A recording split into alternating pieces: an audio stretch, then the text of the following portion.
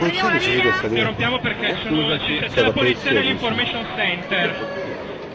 La Corte europea di Strasburgo si è pronunciata. La scuola Diez di Genova e la caserma di Bolzaneto durante il G8 del 21 luglio del 2001 fu commesso il reato di tortura. La Suprema Corte internazionale ha così accolto il ricorso presentato da Arnaldo Cestaro, vicentino, classe 1939, il più anziano delle vittime della brutalità gratuita scatenata quella notte dalle forze dell'ordine durante la perquisizione della scuola, dove avevano trovato riparo per la notte molti manifestanti.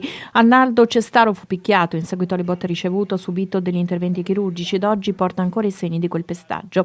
Era a Genova, lui convinto ambientalista, per manifestare contro la globalizzazione in modo pacifico. All'epoca aveva più di 60 anni, invece che rientrare in Veneto con i compagni era rimasto nel capoluogo ligure per un impegno personale e quindi gli era stato indicato di poter dormire alla Diez, dove poi si è scatenato l'inferno per il quale sono stati condannati vari esponenti della Polizia di Stato. Cestaro, con altre 20 persone, non solo italiane, ha presentato il ricorso in Europa, accusando le autorità italiane di aver violato l'articolo 3 della Convenzione europea dei diritti umani, che proibisce la tortura ed ogni trattamento degradante ed umiliante, e l'articolo 13 perché è mancata un'inchiesta efficace per determinare la verità dei fatti.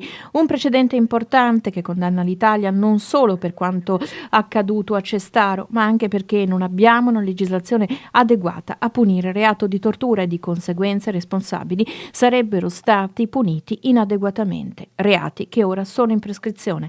Cestaro sarà risarcito con 45.000 euro.